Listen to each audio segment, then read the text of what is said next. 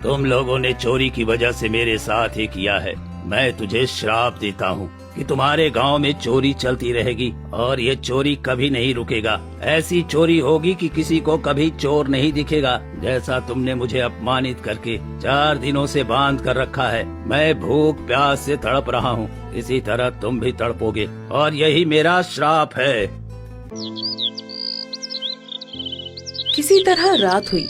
साधु बिना पानी और खाने के तड़प रहे थे और तड़प तड़प कर अपना प्राण वहीं त्याग देते हैं।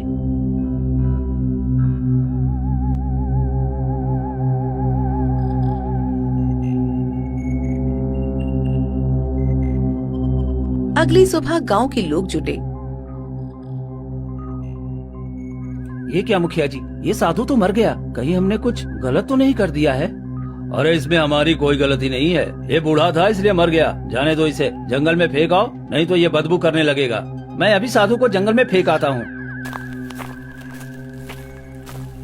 मदन और कुछ गांव वाले साधु को ले जाकर जंगल में फेंक देते हैं।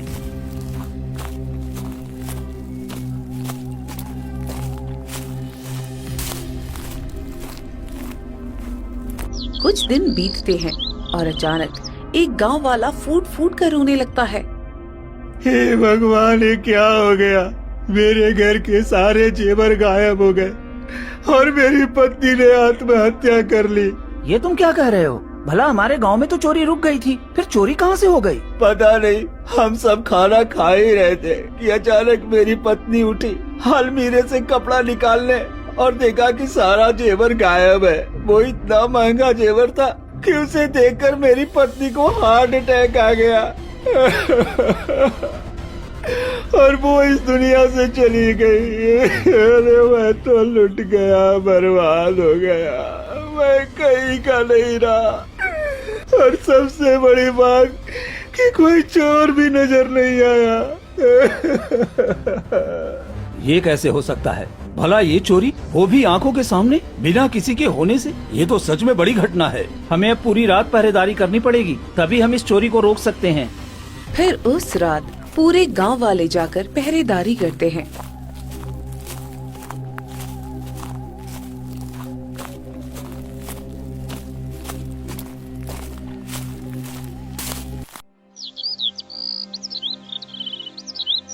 फिर सुबह होते ही मदन जोर जोर से रोने लगता है। ये क्या हुआ? मेरे घर के सारे अनाज चोरी हो गया, जबकि मैं पूरी रात पहरेदारी कर रहा था। ये कैसे हो गया? अरे ये कैसे हुआ? तुम तो पूरी रात पहरेदारी कर रहे थे, फिर अनाज कैसे गायब हो गया? ये क्या हो रहा है? पहले जैसी चोरी फिर से शुरू हो गई, लेकिन इस बार तो चोरी कुछ रहस्यमयी तरीके से हो रही है। सभी लोग दरवाजे पर पहरेदारी दे रहे हैं और घर के अंदर चोरी हो जा रही है।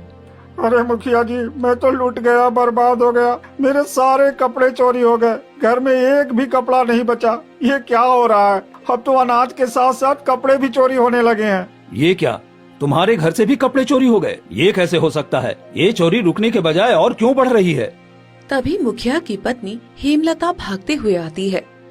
अरे जी, आप यहाँ हैं? हमारे घर की सारी तिजोरी खाली है, अनाज की बोरियां एक भी नहीं है और ऊपर से सारे गहने भी गायब हैं। ये क्या हो रहा है? हम तो बर्बाद हो गए हैं जी। ये तुम क्या कह रही हो हेमलता? ये तो बहुत बुरा है। हमारे गांव में एक साथ इतनी चोरी कैसे हो सकती है? मुखिया जी, कुछ कीजिए ना। ये तो सच में परेशानी वाली बात है। एक दिन में इतनी सारी चोरी कैसे हो गई? मदन, कुछ ठीक नहीं लग रहा है मुझे। अब हम लोगों को दिन रात जाकर पहरा देना होगा। ठीक है, तो आज से पूरे गांव में कोई नहीं सोएगा, सब अपने अपने सामान की पहरेदारी करेगा। फिर पूरे गांव वाले डर के मारे दिन रात जाकर पहरेदारी करते हैं, लेकिन चोरी लगातार बढ़ती ही जाती है और दिन दहाड़े भी चोरी होने लगती है। इसी तरह कई दिन बीत जाते हैं, मगर चोरी रुकने का नाम ही नहीं ले रही थी। हे भगवान, अब मैं क्या करूं? हमारे गांव की स्थिति तो बहुत बिगड़ गई है।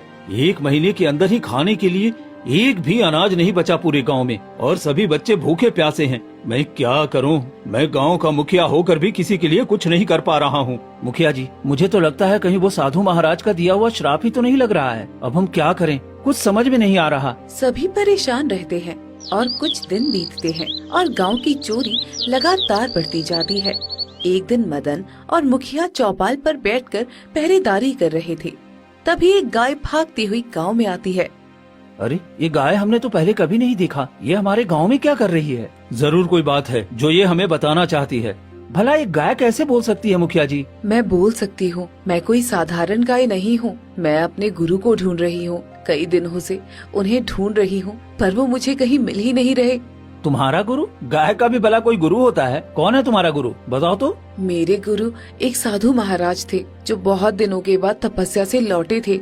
उन्होंने कहा था कि वो खाने का इंतजाम करने जाएंगे, पर अभी तक वो वापस नहीं आए। मैं उनकी प्रतीक्षा करते करते थक गई, तो अब मैं उन्हें ढूंढने निकली हूँ। सब जगह ढूंढा पर वो कहीं नहीं मिले। अब मैं तुम्हारे गांव में आई हूँ। क्या आपने किसी साधु महाराज को देखा है जो बहुत बूढ़े होंगे और तपस्या करके लौटे हैं? ये क्या, हमने तो उनके साथ बहुत बड़ा अन्याय कर दिया। ये हम सबसे क्या हो गया? हमने तो बहुत बड़ा पाप कर दिया मदन। क्या हुआ? आप लोग इतने परेशान क्यों हैं? हम सबको माफ कर दो। हमने गुरु महाराज को चोर समझकर उन्हें पेड़ से बांध दिया और वो कई दिनों तक हम सबसे विनती करते रहे, पर हमने उनकी बातों पर विश्वास नहीं किया और वो वहीं पर दम तोड़ दिए। हमने उन्हें गांव के बाहर मिट्टी के नीचे दफन कर दिया और उनका दिया हुआ श्राप हमारे गांव पर लग गया और आए दिन चोरी लगातार बढ़ती जा रही है। हमसे बड़ी गलती हो गई, हमें माफ कर दो। तुम लोगों ने ये क्या कर दिया? इतना बड़ा पाप किया तुम लोगों ने। मेरे गुरु को जान से मार दिया। मैं तुम लोगों को कभी माफ नहीं करूंगी। हम सब अपनी गलती की सजा भुगत रहे हैं, बस किसी तरह बता दो ये श्राप हमारे गांव से कैसे हटेगा। देखो सभी भूखे प्यासे तरस रहे हैं, एक दाना तक घर में नहीं है। हम लोग कई जगह भटक रहे हैं। मैं ये रास्ता नहीं बता सकती, मेरे गुरु ही बता सकते हैं कि उनका श्राप कैसे टूटेगा। पर वो तो अब इस दुनिया में नहीं है, वो कैसे बताएंगे? तुम सबको उनके कब्र के पास जाकर माफी मांगनी होगी, फिर वो कोई रास्ता बताएंगे। लेकिन हमने तो उन्हें जंगल में फेंकवा दिया था। हमें क्षमा करना साधु महाराज, हम सब जरूर जाएंगे माफी मांगने के लिए। फिर सभी मिलकर साधु महाराज को जहाँ फेंका था वहीं पर जाते हैं। साधु महाराज हमें माफ कर दीजिए, हमने आपकी बातों पर यकीन नहीं किया और हम सब इतनी बड़ी भूल कर बैठे। हम आपसे माफी चाहते हैं, आप हमारे गांव पर से ये श्राप हटा दीजिए, हम सब पर रहम करिए। हाँ साधु महाराज, हम सब पर रहम करिए, हमें माफ कर दीजिए। हमारे छोटे छोटे बच्चे भूखे हैं, हम पे रहम कीजिए। तभी एक रहस्यमय आवाज आती है। तुम सबने चोरी के लिए हद पार की है, तुम सबको इसी श्राप से जूझना पड़ेगा। चोरी किसी और ने किया और तुमने मुझ जैसे बेगुनाह को मौत की सजा दी। गुरुदेव, आप इन सबको माफ कर दीजिए। इन सब ने बहुत गलत किया है, लेकिन गांव में बहुत सारे भूखे बच्चे हैं जो भूख से रो रहे हैं। मैं उन्हें देखकर आई हूँ। आप अपना श्राप इनसे हटा लीजिए। ठीक है, मैं श्राप नहीं हटा सकता, लेकिन इसके लिए तुम्हें मानसरोवर झील का पवित्र जल लेकर अपने गांव पर छिड़कना होगा, तभी ये श्राप टूटेगा। जी साधु महाराज, मैं वो मानसरोवर झील का पानी अवश्य लेकर आऊंगा और हम सब ने जो गलती की है उसका प्रायश्चित भी करेंगे। नहीं, तुम ये नहीं ला सकते। पहली बार मुझ पर शक मदन ने किया था और मेरे साथ बुरा व्यवहार किया, इसलिए परीक्षा उसी को देनी होगी। और ध्यान रहे, रास्ते में कुछ भी आए उसमें उसे फंसना नहीं है और वो जल लेकर ही आना है। मैं वादा करता हूँ साधु महाराज, मैं जल लेकर जरूर आऊंगा। इतना कहकर मदन घने जंगलों की तरफ निकल पड़ता है और कुछ ही दूर जाने के बाद उसे ढेर सारा खजाना दिखता है। अरे ये तो खजाने का ढेर है, अगर इसे ले लूं तो पूरे गांव की गरीबी दूर हो जाएगी और जितना चोरी हुआ है वो सब वापस भी आ जाएगा। मुझे ले लो तो तुम्हारी सारी तकलीफें और पूरे गांव की तकलीफ दूर हो जाएगी। फिर मदन 2 कदम आगे बढ़ता है और रुक जाता है। अरे मैं ये क्या कर रहा हूँ? नहीं, मैं ऐसा नहीं कर सकता। हमारे गांव पर श्राप लगा है, अगर मैं ये ले गया तो शायद ये खजाना भी चोरी हो जाएगा। नहीं, मुझे आगे बढ़ना चाहिए। तभी खजाना मिट्टी के ढेर में बदल जाता है। अरे ये क्या, ये तो भ्रमजाल था। हाँ, बाल बाल बच गया मैं। थोड़ी दूर जाने के बाद ही मदन मानसरोवर झील के पास पहुंच जाता है। तो यही मानसरोवर है, मुझे जल्दी से जल लेकर वहाँ लौटना चाहिए। जैसे ही मदन जल लेने झुकता है, तभी एक रहस्यमयी आवाज आती है। तुम ऐसे जल नहीं ले सकते। अगर तुम्हें जल चाहिए तो मेरे प्रश्नों के सही सही उत्तर दो, तभी मैं तुम्हें ये झील का जल दूंगा। ठीक है, मैं तुम्हारे प्रश्नों के उत्तर देने के लिए तैयार हूँ। बताओ, मैं अंधेरे को भगाऊं, घर आंगन सजाऊं, बिना हाथ पैर के हर कोना रोशन कर दूं। मैं कौन हूँ? मदन सोचता है, फिर बोलता है। झील महाराज, इसका उत्तर है उजाला। उजाला एक ऐसी चीज है जो बिना हाथ पैर के कोने कोने रोशनी देती है। तुमने बिल्कुल सही जवाब दिया। अब जल ले जा सकते हो। फिर मदन जल्दी से मानसरोवर झील का जल ले आता है और गांव की तरफ निकल पड़ता है और कुछ ही देर में मुखिया के पास जाता है। तुमने बहुत अच्छा काम किया है मदन। अब जल्दी से इस जल को हमारे पूरे गांव पर छिड़क दो ताकि ये श्राप खत्म हो जाए। मदन गांव में पवित्र जल छिड़कता है। तभी तेज रोशनी फैलती है और पूरे गांव में चोरी किया हुआ सामान वापस आ जाता है। ये क्या, हमारे घर में फिर से अनाज भर गया।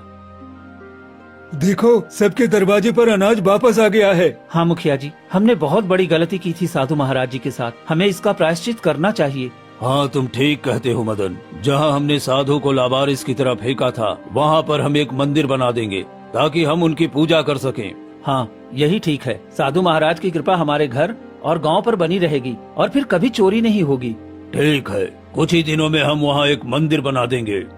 और उस दिन के बाद से गांव में चोरी होना बंद हो जाता है और मुखिया और गांव वाले मिलकर साधु महाराज के लिए एक खूब सुंदर सा मंदिर बना देते हैं और सुबह शाम वहां दीपक जलाकर साधु महाराज की पूजा करने लगते हैं।